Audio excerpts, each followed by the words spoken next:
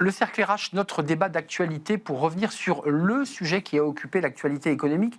Faut-il ou pas nationaliser Total Énergie? Alors le débat a fait rage. Il a été d'ailleurs relancé par Manuel Bompard, l'un des responsables d'LFI, expliquant que ça serait extrêmement rentable pour l'État. Et ça a suscité évidemment un débat à la fois politique, un débat économique, et puis une vraie question au-delà de savoir comment les Français allaient pouvoir continuer dans les mois à venir à mettre leur pistolet avec une essence qui peut flamber jusqu'à 2,50 € le litre. On en parle avec mes invités. Ils sont là dans ce débat d'actu. Marine Balançard, ravie de vous accueillir, directrice générale d'Ariséal, et un livre sur la décision. Oui. Sorti chez Erol, oui, notamment. Merci d'être venu nous rendre visite. Véronique Reilsout, ravie de vous accueillir, présidente de Backbone, et vous êtes venue toujours avec votre petit carnet et avec ce que nous ressentent les Français de ce débat autour de la nationalisation de Total Énergie. Et Sylvain Bersinger, bonjour cher Sylvain, économiste, et votre entreprise Bersingeco, avec des études toujours passionnantes, je rappelle celle de l'Iran, qui date de quelques semaines et qui était passionnante. Qu'est-ce que vous en pensez? Alors, je me tourne vers l'économiste, parce que c'est un débat d'économiste, c'est un débat politique. En préparant l'émission, je suis retourné sur la loi de 82. On va sur Légifrance et on retrouve la loi de nationalisation de 10 entreprises, 12 entreprises nationalisées. C'est une bonne idée de nationaliser Total Énergie ou pas? En fait, je pense que ça ne changerait rien au problème du moment, parce que le problème du moment, c'est que les prix augmentent à la pompe. Les prix augmentent à la pompe parce que le prix du pétrole augmente sur les marchés mondiaux. De toute façon, on ne produit pas de pétrole. Donc que Total soit nationalisé ou pas, ça ne change strictement rien au prix du pétrole qu'on importe. Donc le côté, on va nationaliser Total, et comme ça, Total... on pourra lui tordre le bras pour baisser les prix à la pompe. Je pense que ça ne marchera pas comme ça. Ou alors il faudra que l'État mette la main au portefeuille.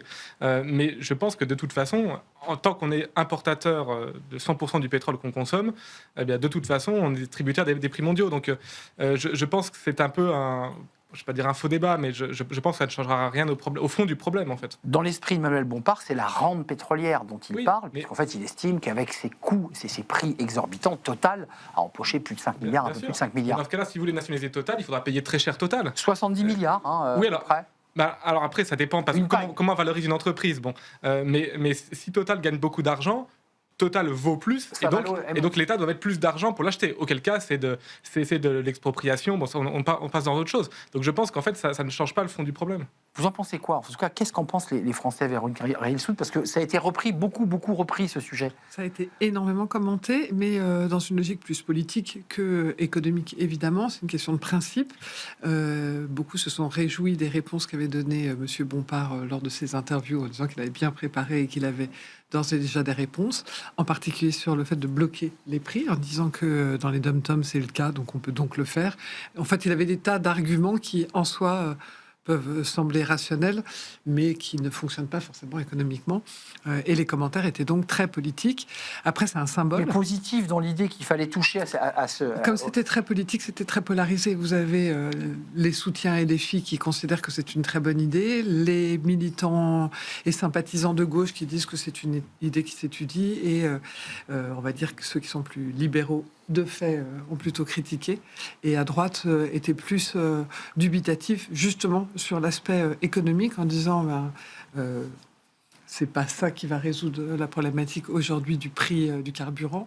Il y a plus un sujet qui commençait à s'ouvrir, qui était le sujet de l'approvisionnement, et l'approvisionnement en dehors du Moyen-Orient, la réalité des gisements qui existent aussi en Russie. Donc on voit bien qu'il y a quelque chose qui est en train de s'entrouvrir dans le débat, qui est un peu plus compliqué que simplement un sujet de est-ce qu'on va acheter au prix du marché, est-ce qu'on achète à un prix préférentiel parce que c'est l'État, est-ce que c'est important pour la souveraineté. Bref, les débats ont été très larges, mais oui, c'est un sujet qui a énormément fait réagir. Marine Balançard, vous en pensez quoi? Parce qu'il y a eu pas mal de réactions, notamment du Premier ministre, qui marchait un peu sur la corde raide, parce qu'il a dit à la fois on ferme aucune porte, mais en même temps il explique que c'est une belle entreprise française qui a créé de l'emploi, que c'est un des fleurons de notre économie et que donc on n'y touche pas.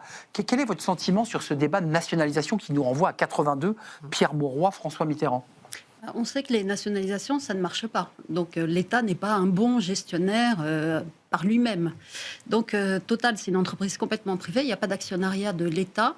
Ils opèrent beaucoup aux États-Unis. Ils sont cotés à la bourse de New York.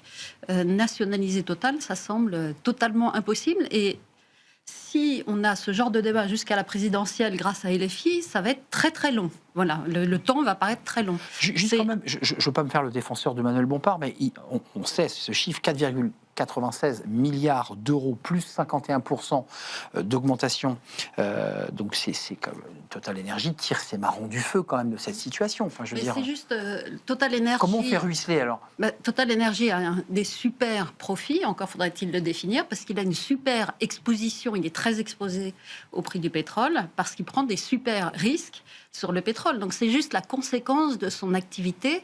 Ce ne sont pas, d'après moi, des profits qui tombent du ciel, c'est vraiment lié à une exposition de Total, qui est une entreprise très intégrée sur le pétrole. Donc il exploite du pétrole, notamment à l'étranger, parce qu'en France, toute la chaîne de valeur, on ne veut pas exploiter notre pétrole. On en a en Guyane, mais on ne veut pas l'exploiter. Donc c'est un choix, là, pour le coup, politique. Et donc la notion de super profit, pour moi, est impossible à définir. Ce ne sont pas des profits tombés du ciel, c'est des profits qui résultent d'une prise de risque et d'une gestion du risque par Total. Mais il explique bien, Bompard, pour qu'on soit précis, c'est pas 100%, sinon c'est 174 milliards de valo, c'est simplement la partie distribution et raffinage. Le reste, évidemment, étant disséminé dans plein de pays, à plein d'endroits. Quand même, Sylvain Bersinger, mettons de côté le débat de la nationalisation. Vous nous dites un peu en chœur, bon, après tout, il y a deux camps, les Français se partagent. Il y a quand même un débat fondamental, là, qui commence à inquiéter le gouvernement, c'est qu'il s'était donné 3 mois. On est entré dans la zone des 3 mois, c'est-à-dire qu'on va doucement jusqu'au mois de juin et qu'après, on rentre en zone rouge. Vous, l'économiste qui apportez des notes à vos clients, qui faites des analyses, qui avez un peu la boule de cristal à travers vos datas, on va vers quoi, là, concrètement? Certains annoncent un baril à $200. Enfin... En fait, je pense que si le... Alors, c'est très difficile parce qu'en fait, il y a la question de, est-ce que le détroit d'Ormuz va rester bloqué? Oui. Pour l'instant, il l'est. S'il est bloqué, quelle quantité de pétrole peut quand même passer via des pipelines alternatifs et certains ont été touchés. Certains ont été touchés, c'est pour ça que c'est très difficile. Et dans quelle mesure les autres producteurs peuvent augmenter leur production à court terme? Probablement pas grand-chose, mais il y a sûrement une petite marge de manœuvre. Et après, toute la question, c'est celle de ce qu'on appelle l'élasticité prix, c'est-à-dire comment réagit la demande à une variation du prix. Donc c'est difficile de faire des prévisions, mais grosso modo, je dirais le consensus, c'est que si le détroit reste bloqué encore plusieurs mois, le baril va atteindre grosso modo quelque part entre 150 et $200. Là, il est autour de 100-110. Il y a déjà 2 économistes, vous faites partie du troisième, qui ont déjà évoqué ce sujet, qui ont été contestés rapidement. C'est probable que là, disons qu'on soit encore, disons que le monde puise encore dans une partie des stocks et que disons que la famille des Détroit soit pas encore pleinement intégrée dans le prix. Donc si ça continue encore plusieurs mois, le monde va perdre grosso modo 15% de son approvisionnement en pétrole. Et là, disons que les estimations à la louche donnent un baril entre 150 et $200. Donc il y a encore, si le détroit reste bloqué, aujourd'hui ça semble être le scénario quand même le plus probable dans les semaines à venir. Ça a l'air. Eh bien, il est probable que le baril augmente encore assez significativement. Compte tenu que les alliés américains du Golfe Persique ont commencé, il faut le préciser, à bombarder, à envoyer des missiles sur l'Iran. C'est-à-dire qu'en fait, ça réouvre une nouvelle étape, puisque le Qatar, les États arabes unis et l'Arabie saoudite n'avaient pas engagé de... Là, tout démarre. Sur le côté politique, puisqu'on est à presque un an, oui, on est à un an d'élections présidentielles, on va donc rentrer en campagne. Il y a quand même un caractère inflammable, sans faire de vilain jeu de mots, avec cette crise pétrolière à l'égard des Français qui commencent déjà à se plaindre sérieusement de problèmes de pouvoir d'achat. On fait comment là? Comment ils réagissent les Français sur ce sujet? C'est pour ça que le sujet des super profits remonte. Alors, est-ce qu'on peut les qualifier? En tout cas, dans l'opinion publique, il y a les profits des profiteurs. C'est-à-dire, en gros, il y a une situation et on en profite. Il y a des super profits qui sont liés à des situations exceptionnelles. La notion de mérite, elle rentre peu en compte dans l'opinion publique. Et surtout, chacun voit des montants qui semblent tellement déraisonnables à côté faramineux à côté d'un sujet... De l'économie française qui est plus qu'endettée.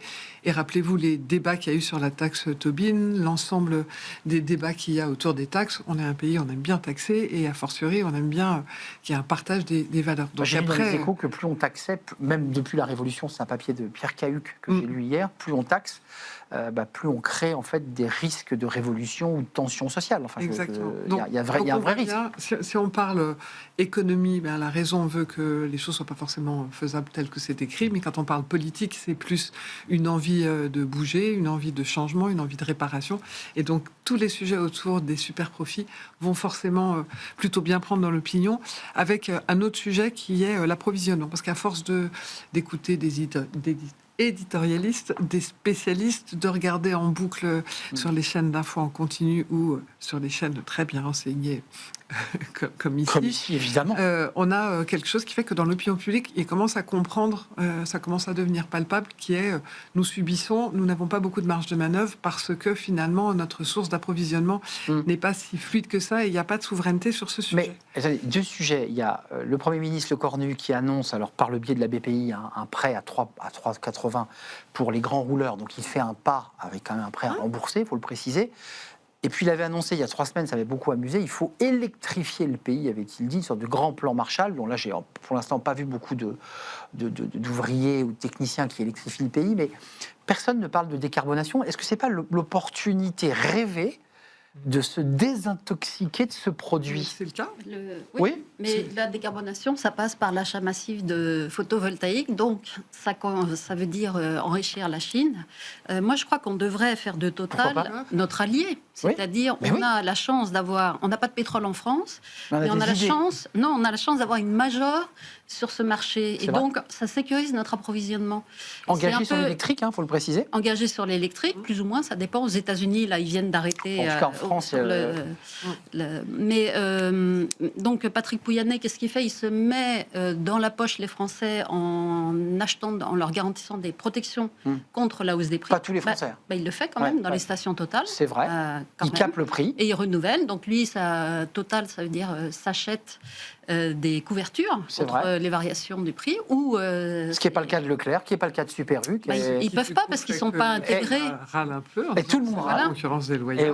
Et donc, pourquoi ne pas se faire de Total un allié tout en accélérant la décarbonation de la France? Et je devrais rajouter aussi que Total est devenu le monstre, enfin l'entreprise... Depuis longtemps, si je peux me permettre. Pas tellement. Il a remplacé le nucléaire. Avant, c'était le nucléaire qui était à bannir. Maintenant, ça va. Le nucléaire, c'est propre. Areva, c'est fini. Voilà, et donc maintenant, c'est Total qui est devenu l'espèce de presque de traître à la nation, alors que pour moi, c'est le contraire. En tout cas, au prix à la pompe, il joue le jeu, ça, il n'y a pas de doute, c'est capé. Juste l'économiste et Véronique Reilsout, mais Sylvain Bersinger, cette question de la décarbonation, c'est un vieux serpent de mer. Là, l'opportunité nous est donnée, c'est-à-dire qu'on nous coupe les vivres, et on est donc victime de cette situation. C'est le moment... effectivement, de faire l'allié, de faire ami-ami avec Total, de lancer un grand plan d'électrification, parce qu'on ne le fait pas. C'est le moment, et puis il y a l'incitation, puisque un prix qui augmente, c'est aussi une incitation à le faire. Alors le Premier ministre avait parlé d'accentuer le leasing social, etc. Bon, c'est probablement assez timoré, mais il y a clairement une incitation prise. C'est-à-dire qu'aujourd'hui, si vous achetez une nouvelle voiture, clairement, vous faites l'arbitrage, prix à la pompe versus voiture électrique. Donc, le marché, il y a 1 an, se cassait la figure, vous vous rappelez, l'électrique. Et là, il repart de fait. Mais vous avez une autre réalité qui est, il y a les transports en commun qui sont en ce moment plutôt plébiscités, avec des villes et des villes de taille moyenne qui proposent des transports en commun, soit à des prix très abordables, soit même gratuits. Et ça permet aux uns aux autres de commencer à s'organiser et de s'apercevoir que dans le fond, c'est accessible, sachant que souvent les transports en commun n'étaient pas à des prix toujours très abordables et demandent un effort en soi. Mais faire un effort, si on sait que ça vous aide sur votre portefeuille et qu'en s'organisant bien, on y arrive. Donc, s'il y a quelque chose qui est en train de se passer quand même dans les modes de consommation, en tout cas des usagers, à défaut de pouvoir avoir la main sur l'économie, ils ont la main sur l'organisation de leur quotidien. Vous dites, Total, c'est vraiment la bête à abattre, le monstre comme ça qui incarne le capitalisme outrancier. Mais pour LFI. Oui. Mais il y a un autre sujet qui a été soulevé par les Français et par les économistes et par les observateurs, c'est la rente fiscale que génère le gouvernement, enfin en tout cas le ministre des Finances et le gouvernement de Le Cornu. On en fait quoi? Parce qu'on a le sentiment comme ça que mezzo voce, on se dit qu'on va peut-être régler le problème de nos déficits avec la rente fiscale, alors qu'elle a été contestée. Vous avez un chiffre, Sylvain, ou pas? La rente fiscale veut dire le fait que... on fait rentrer de la taxe. En fait, je pense que la taxe supplémentaire qu'on fait rentrer, parce qu'il y a une partie des taxes effectivement qui augmente avec le prix, couvre qu'une toute petite partie du choc négatif sur les finances publiques, de l'impact récessif de cette crise. Donc on n'étouffera pas, on va pas étouffer nos déficits avec l'augmentation. Les gains de cette taxe, de ce bonus, je ne sais pas comment l'appeler, Il y a des gains, de fait. Voilà, il y a des gains, mais ils se chiffrent grosso modo en centaines de millions d'euros. Et les pertes globales, à mon avis, se chiffrent plutôt en milliards. Donc en fait, ce choc énergétique va laisser un trou dans les finances publiques et non pas un gain. Donc quand on dit que l'État gagne de l'argent sur cette crise, c'est vrai si on regarde cette toute petite lorgnette, mais si on regarde l'ensemble macroéconomiquement, c'est complètement mais faux. les Français le Ça va réclament, aggraver les finances disent à l'État, mais attendez, l'Italie a baissé sa taxe. sûr. Et on ne le fait pas. D'abord, l'Italie n'est pas dans la même situation Non. que nous. Et ensuite, c'est intéressant parce que ça pourrait être l'occasion, cette fameuse opportunité fiscale, pour rappeler quelque chose qui est l'État, c'est les Français.